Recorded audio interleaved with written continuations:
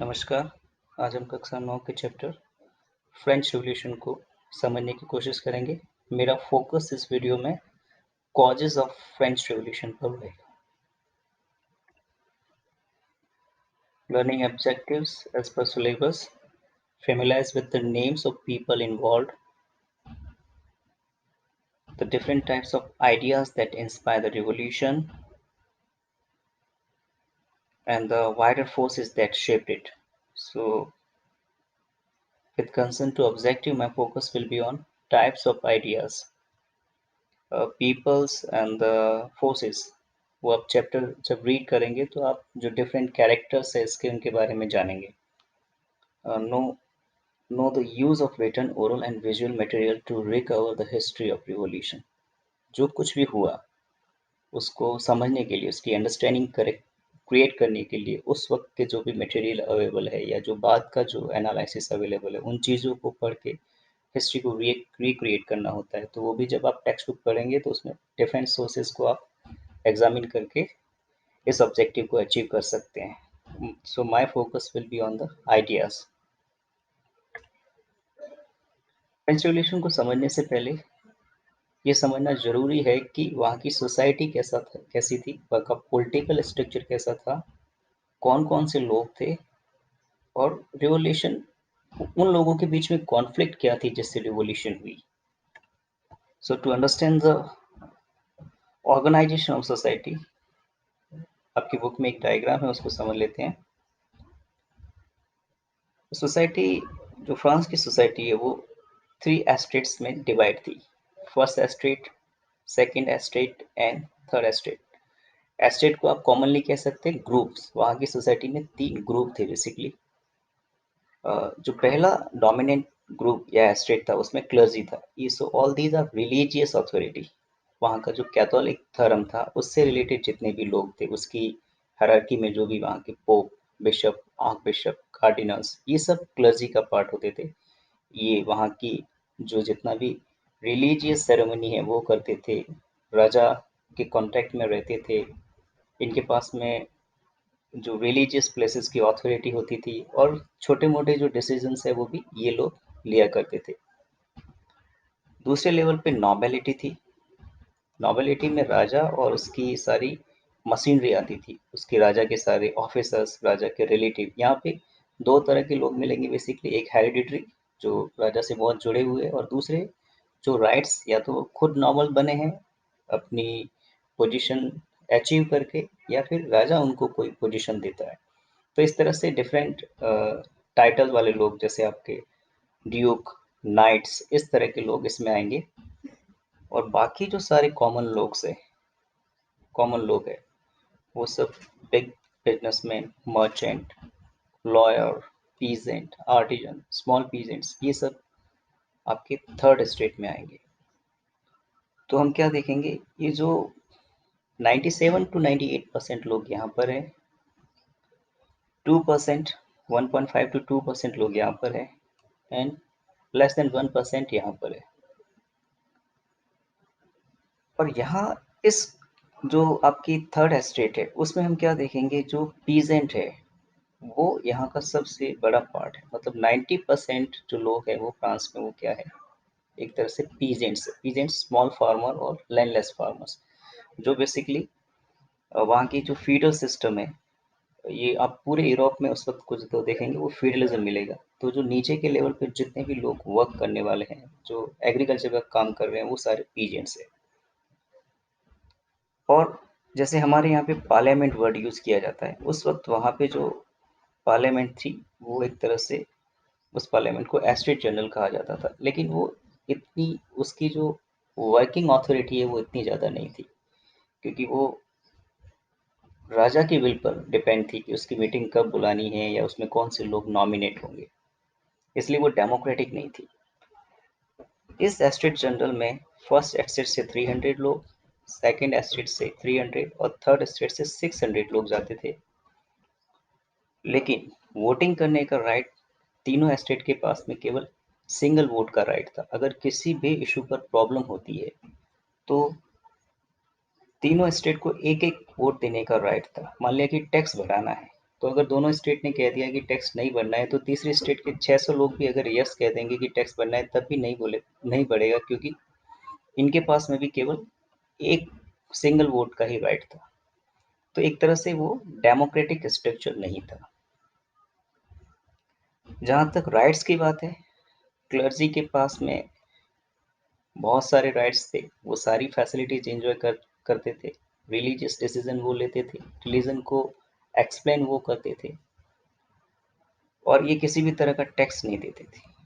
Second state के लोग, ये भी किसी भी तरह का टैक्स नहीं देते थे, सारे राइट एक्सरसाइज करते थे, ऑर्डर्स देते थे, और किसी भी तरह के घूमना, कपड़े पहनना, सारे जो राइट्स है वो इनके पास थे। थर्ड स्टेट के पास में बहुत कम राइट्स थे। इनके पास में रिसोर्स नहीं था, लैंड और सारे रिसोर्स दोनों स्टेट के पास में थे, लेकिन फिर भी मैक्सिमम टैक्स ये देते थे। दो तरह के टैक्स आपकी बुक में दे रखे हैं, वो टाई और टाइथ करके, ये दोनों टैक्स ये थर्ड स्टेट रेस्पेक्टिवली दोनों स्टेट्स को देती थी। पॉपुलेशन बढ़ गई थी।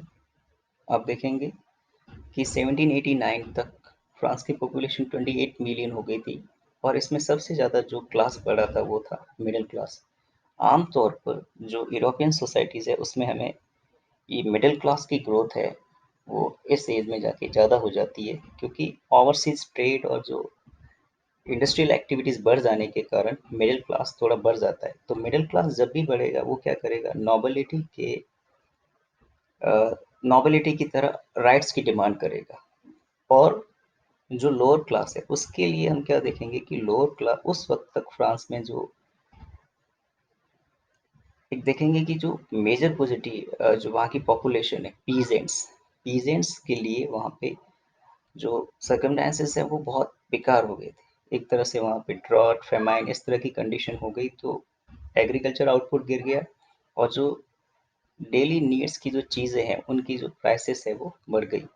तो जो रहने का जीवन निर्वाह करने के लिए जो मिनिमम रिक्वायरमेंट्स है वो भी पूरी होने की जो कंडीशंस है वो नहीं, वहाँ पे फुलफिल नहीं हो रही थी एक तरह से। तो इसी को क्या कहा गया, सबसिस्टेंस क्राइसिस, कि जहाँ आपकी बेसिक जो मीन्स है वो भी पूरे नहीं हो रहे। और इस सबसे ऐसा होते हुए भी सबसे जो बुरी बात थी वो ये थी कि वहाँ का जो राजा है लुइस 16, वो लोगों पे बिल्कुल इस क्राइसिस को अलग तरह से एड्रेस कर रहा था। अब हम कॉजेस पर आते हैं।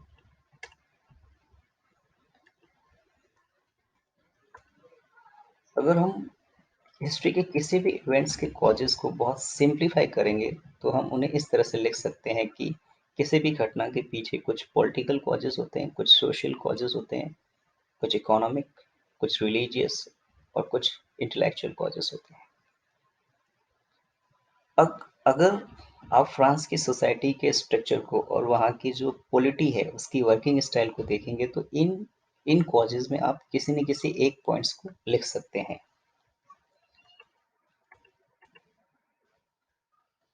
अगर हम पॉलिटिकली देखेंगे, तो वहाँ का जो मोनार्क था लुईस 16, वो कैसा था, he was a एब्सोल्यूटिस्टिक king.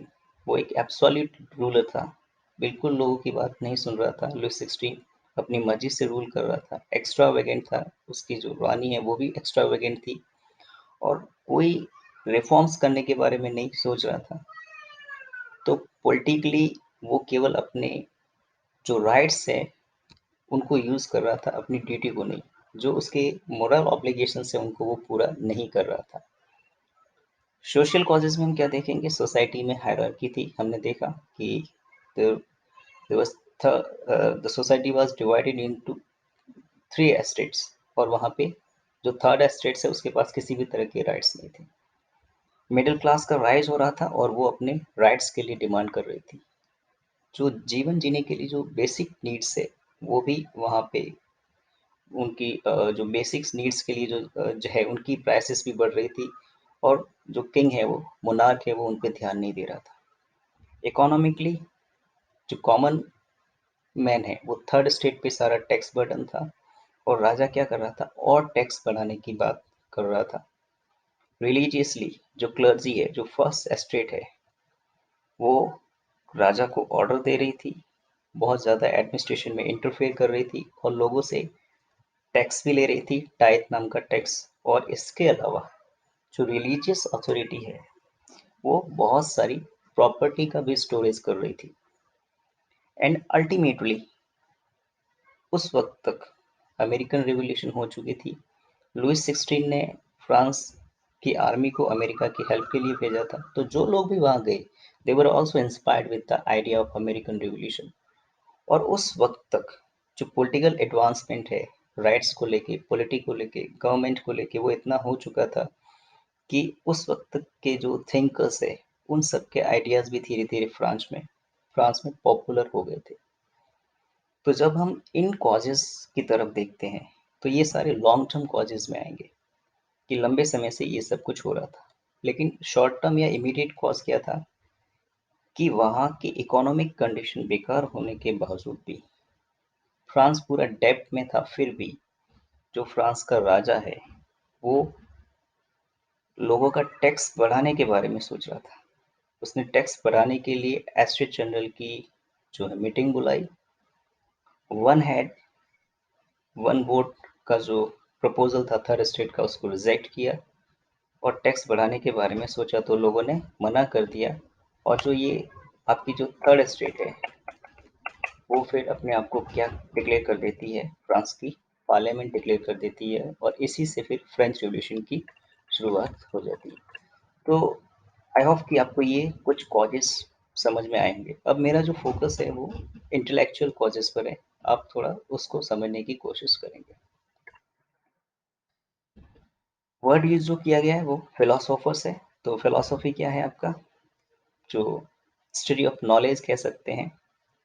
Philosophy is a deep study of nature, knowledge, ethics, reason, and other fundamental questions related to universe, humanity, and other disciplines. तो हम क्या कहते हैं कि जो भी हमारी बेसिक प्रॉब्लम्स है, पॉलिटी की, गॉड की, ट्रूथ की, रीजन्स की, उसको जो पढ़ने की जो ब्रांच है वो फिलोसॉफी से। तो फिलोसोफर सोसाइटी के जो बेसिक टीनेट्स है या सिद्धांत है, उनका निर्माण करते हैं। वो आइडिया देते हैं और उन आइडिया को हम इम्प्लीमेंट करने की कोशिश करते हैं। जैसे राजा है, वो रूल क्यों कर रहा है, सही क्या है, गलत क्या है, इस तरह की चीज़ों को फिलोसोफर्स डिस्कवर करने की कोशिश करते हैं और वो हमारे क्रिटिकल माइंड को अपील करते हैं। और उसी से हम इंस्पायर होते हैं और उसी से हम रिवॉल्यूशन की तरफ भी जा सकते हैं। एक तरह से वो क्या करते हैं, मास को एजुकेट करते हैं उनके राइट्स के लिए। फिर उन बातों को वो सोच के फिर क्या करते हैं, वो एक्ट करते हैं। So there are certain philosophers या there were some philosophers who were responsible for French revolutions. John Locke. John Locke की जो बुक दे रखी है वो है टू ट्रीटिस ऑफ गवर्नमेंट। उसमें उसने डिवाइन राइट थ्योरी को रिफ्यूट किया। सो डिवाइन राइट क्या है कि राजा ये मानता था कि उसको भगवान का मैंडेट मिला हुआ है और भगवान ने ही उसको राजा बना के भेजा है, तो लोगों को उसको फॉलो करना चाहिए। अगर आप राजा को क्वेश्चन कर रहे हैं तो आप किसको क्वेश्चन कर रहे हैं, भगवान को क्वेश्चन कर रहे हैं। इसी थ्योरी को जॉन लॉक ने मानने से मना किया। उसने कहा कि डिवाइन राइट नहीं होना चाहिए, डिवाइन राइट कोई चीज़ है ही नहीं। राजा लोगों के राइट को सिक्योर करने के लिए बना है। अगर वो राइट सिक्योर नहीं कर पाता है तो उसे हट जाना चाहिए।